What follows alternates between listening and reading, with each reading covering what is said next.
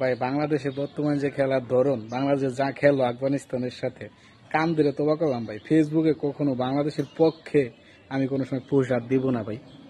Post দিলে এই সময় আপনারা যা মন চায় তাই করেন। এই যে কান ধরে তোবা করলাম, যেখানে 191 রানের টার্গেট দেয় সেখানে আমরা 100 রানে প্রায় হেরে যাই। তো কি করব, নিজের কাছে মনে খেলা দেখি আর নিজেরে কি মনে করবো, নিজেরে আর নিজের ভিতরে রাখতে পারি না, ধরে রাখতে পারি না, বুঝছেন।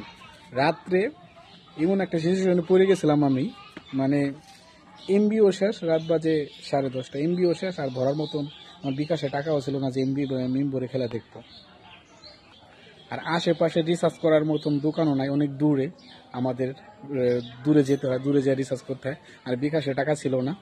আর কেউ যদি এই মুহূর্তে ফোন দিতাম যে বাংলাদেশের খেলা দেখবো, আমার কয়েক জিবি এমবি পাঠাও, আমার 4-5টা গালি দিত, হেই বই তার কে বলিও নাই যে আমার এমবি পাঠাও।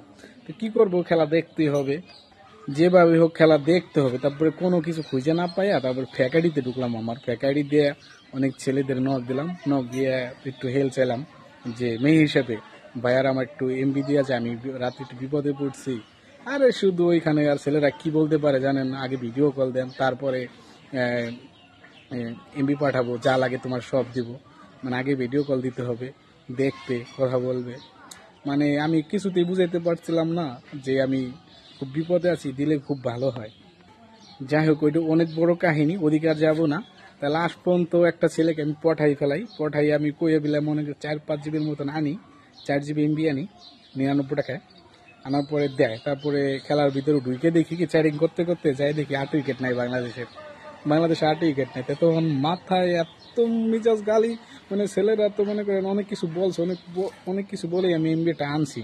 আনার পর যাই দেখি বাংলাদেশের 8 উইকেট 99 রান। মানে এত খারাপ লাগলো তখন, মানে তখন দিকে করছি আমি যে বাংলাদেশের পক্ষে কখনো আমি আর গুণগান গাবো না, আর বাংলাদেশ নিয়ে কখনো ফেসবুকে ভালো কোনো পোস্ট দিব না, ওদের বিরুদ্ধে করব এখন থেকে আমি।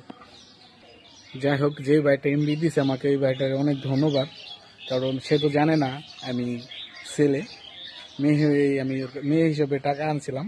যাক, ওই বাইরে একদিন আমি আমার ম্যাচেন্ডার আমার রিয়েল আইডিতে নক দিয়ে ওই বাইরের কাছে কথাবার্তা বলবানে, পয়লা বলবেন ভাই আমি ছিলাম, মেয়ে ছিল না, একটু বিপদে পড়ছিলাম, দেখে ওইটা আপনাকে নক দিয়েছিলাম।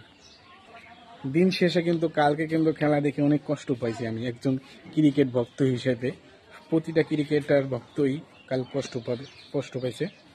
এই যুগে এসেও 190 রান টার্গেট করা আমাদের কষ্ট হয়ে যায়।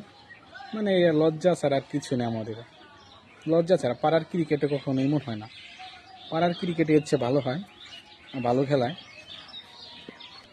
এখন আমাদের একটাই সংশয় আছে যে আমরা সামনে 26 বিশ্বকাপ সরাসরি কি চান্স পাবো নাকি।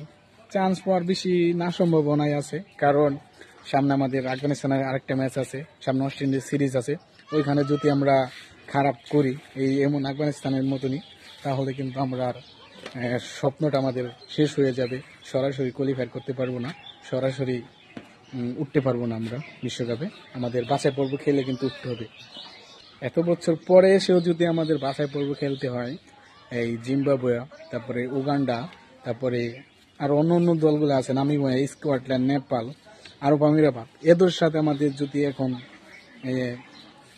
কি বলে যে খেলতে হয়, কোয়ালিফাই করে উঠতে হয়, খেলতে হয় বিশ্বকাপে, তাহলে আমরা 20-25 বছর ধরে কি ক্রিকেট খেললাম।